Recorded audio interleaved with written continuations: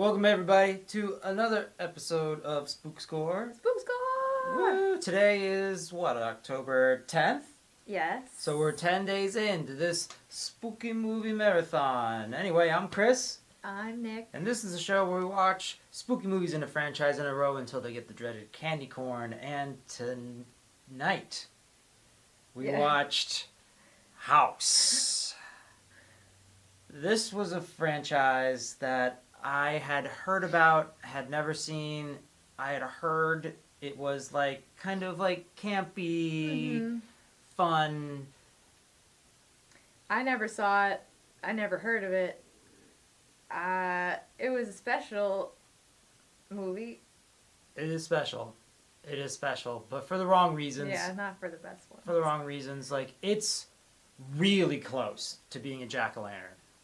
It kind of just misses it. It just misses it. It's, as you can imagine by our expression here, it's a candy corn. It's a candy corn. It's just bad. But it's not terrible, right? There are moments that I'm like, okay, this is fun, but on the whole, overall, yeah, it deserves the candy corn. So let's talk about it a little bit. I mean, it's about this writer whose aunt lives in this haunted house, and she dies, and he inherits the house, and he goes to the house to write his new book because he's having writer's block. But what we didn't know was that his son disappeared, died, I don't know, something in this house. So that's also why he went back. But not really. And I think that's what takes us from being a jack-o'-lantern to a candy corn, is like stuff starts happening in the house, and like we learn about this son who's missing, but at no point in time until the very end of the movie does the fact that the son went missing in the house drive any of the plot. Right. It's just in fact, the guy trying to write his Vietnam book is a bigger part than the fact that his son went missing and possibly might still be in the house. Right. So things just happen to happen, and like the lead guy, Rob, I think his name, he's not trying to accomplish or do anything. He's just in the house. And things are happening. And then like something happens and you're like, all right, well, like you should probably get out of that house. And then like the next scene, doesn't. He's like, anyway, my Vietnam book. And you're like, what the fuck? Like the monster that's coming out of the closet. Mm-hmm. It's very silly, I think. It's a very silly monster. Yeah. It's peak 80s, like, we're trying to do practical stuff. But, like, I don't mind that. I don't mind it either. I kind of like that kind of stuff. But, like, at one point, the monster is wearing, like, a dress, and it has, like, big boobs, and it's, like, all made up. Yeah, it's, like, a bad version. It's like they took the, leftover prosthetics from, like, Slimer in Ghostbusters. That's what it reminds me of. And we're like, how do we reuse this for multiple ghosts? So it's very silly looking. Like a movie we haven't reviewed, but that it did remind me of was like Killer Clowns from Outer Space, which we need to put We'll on watch it. Yeah. It kind of reminded me of that. But yeah, it's.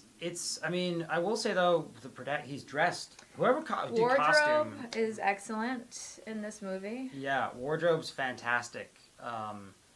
We get some great peak 80s, like, he's a writer, but he's kind of a sexy writer. Yeah, he has a deep V sweater that he wears. Belly button deep Vs, which I respect. Axel, stop kicking the camera.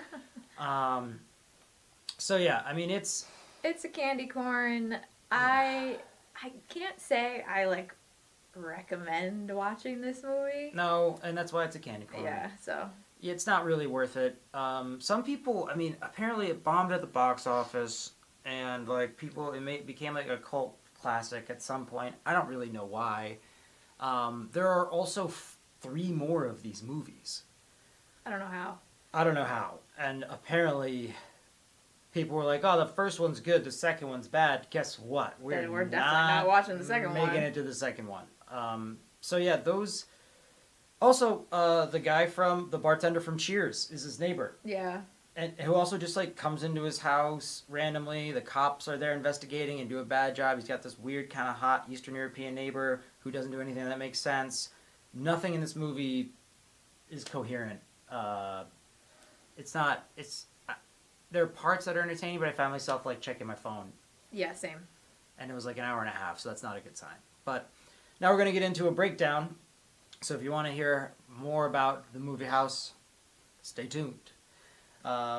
Monsters.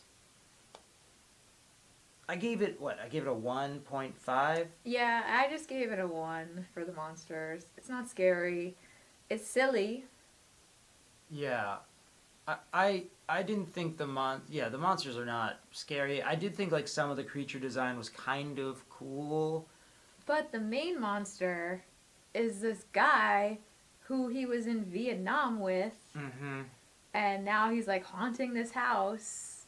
And that's who took his son.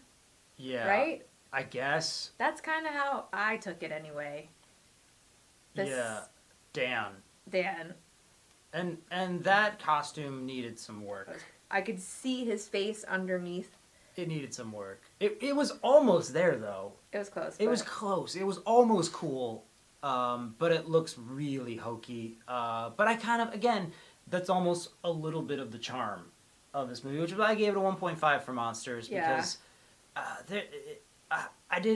knew what it was. It's hokey, but I kind of enjoyed the monsters a little bit. It was fun in some parts for sure. Yeah. Especially when like the little kid he's babysitting gets pulled up through the chimney by those two monsters. Two who big are like monster kids. What? Anyway, but yeah. Yeah, I mean, we talked about like at one point his wife, but not his wife, shows up and he shoots her, and then it's the monster, and then he chops the monster up, and he's got to deal with like the hands and stuff still being alive.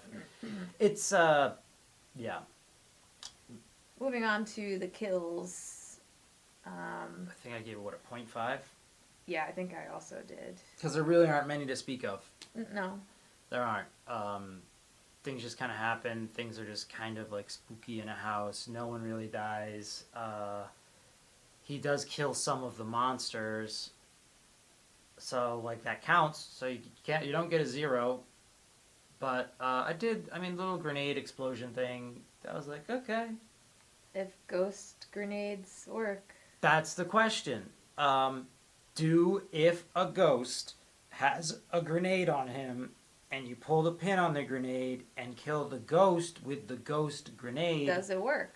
Well, I don't question as much because it's ghost stuff. But what I do question is, does the house catch on fire? Which it did. It did. From the ghost grenade. Yeah. I want to talk to a scientist about this. Okay. About ghost grenades. Yes, it's important. We got to talk about ghost grenades. I don't know if we have enough research on that. We need to bring in a special guest. Okay. Ectomologist. Ectomologist. If you're out there and you're an ectomologist, let us know. Let us know. Get on the show and talk to us about how ghost grenades manifest in the real world. Anyway, was this movie scary? No. No, it got a 0. It's not scary. It's not at all. Speaking of not being scary, the whole floating garden stuff was so hokey.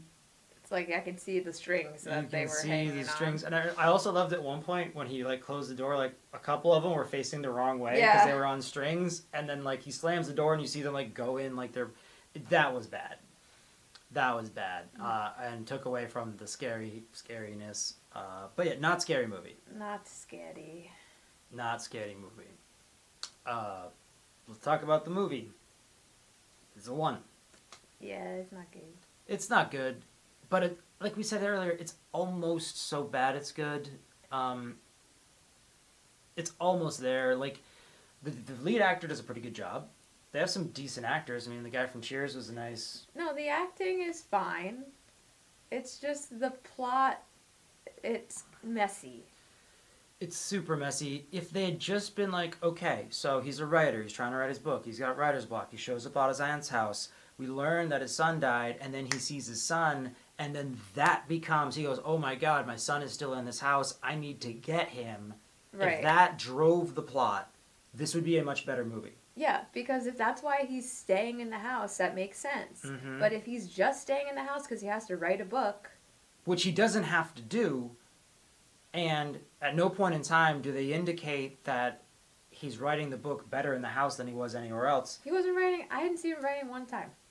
It was just like something nearly kills him, and instead of being like, well, fuck this place, he's like, let me go to bed. Let me let me take a shower. Let me go to sleep. Let me write my book. Let's have this kid come over. He was babysitting the neighbor's kid at one point. And he almost gets killed, and then you see him giving the kid a bath. I'm like, get out of this house, dude. Nah.